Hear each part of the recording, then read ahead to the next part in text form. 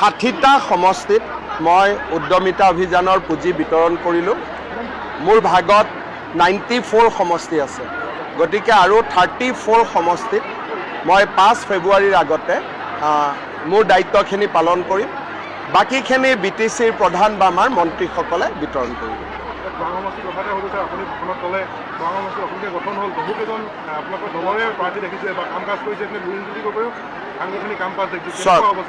আপোনালোকে সকলোৱে জানে যে লুৰিণজ্যোতি গগৈ এবাৰ দুলীয়াজানত উঠিলে, এবাৰ নাহৰকটীয়াত উঠিলে, এইবাৰ খোৱাঙত হাৰাৰ পিছত বা আকৌ কলৈকে যায় ধুবুৰী টুবুৰীলৈকে গুচি যাব।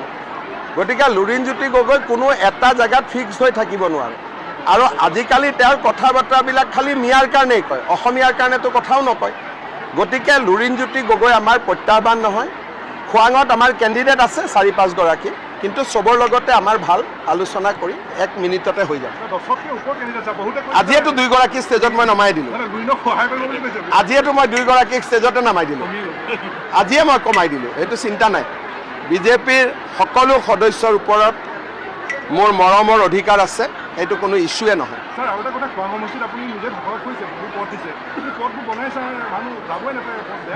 চাওক, আমাৰ অসমীয়া চাওক, অসমৰ ৰাস্তা ঘাটটো অলপ বেলেগ ধৰণৰ। এইখন বৰষুণ প্ৰধান এখন ৰাজ্য, গতিকে ইয়াতে ৰাস্তা ঘাট টিকাই ৰখাটো সমস্যা। আৰু সেইকাৰণে আমি দিল্লীক কওঁ যে আমাক মেইনটেনেন্সত পইচা বেছিকৈ দিব লাগে। কাৰণ ইয়াত ডিব্ৰুগড় শিৱসাগৰ জিলাত বছৰততো 4 মাহ অকল বৰষুণে হৈ থাকে। আৰু ক'ৰবাত কামৰ কোৱালিটি বেয়া হ'লে আমিতো ঠিক কৰিবই লাগিব।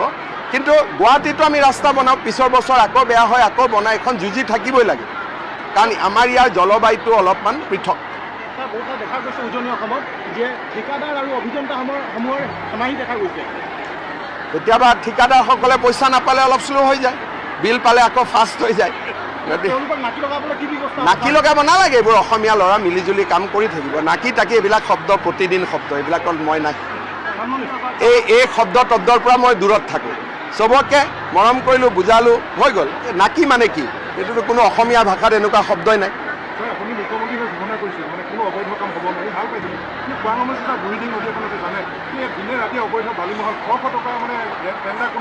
চাওক, মোৰতো নজৰত নাই, আপোনালোকে কৈছে, মই আজি ডিচিক কৈ দিম।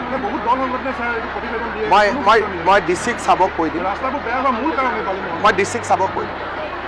কিছুমান লোকেল ল'ৰাইও কাম কৰি থাকে, হয়তো ক'লেও বেয়া পাব, তেনেকুৱাও সমস্যা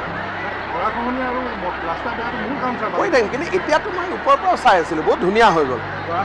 ইমান ৰাংচালিৰ মাজেদি মইতো খোৱাঙত জীৱন্তৰা ঘাটোৱাৰ হৈ ইলেকশ্যন খেলিব অহা ৰাস্তাই নাছিল। এতিয়াতো মই হেলিপেডৰ পৰা পুটুক কৰি আহি পাই গ'লোঁ।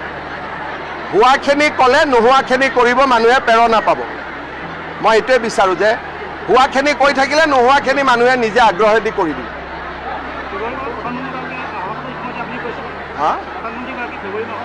এটা সম্ভাৱনা আছে যে ইয়াৰ এডভান্স লেণ্ডিং ফেচিলিটিত প্ৰধানমন্ত্ৰী ডাঙৰীয়াই হয়তো বিমানেৰে আহিব পাৰে, নহ'লে ডিফেন্স মিনিষ্টাৰৰ কাৰণে।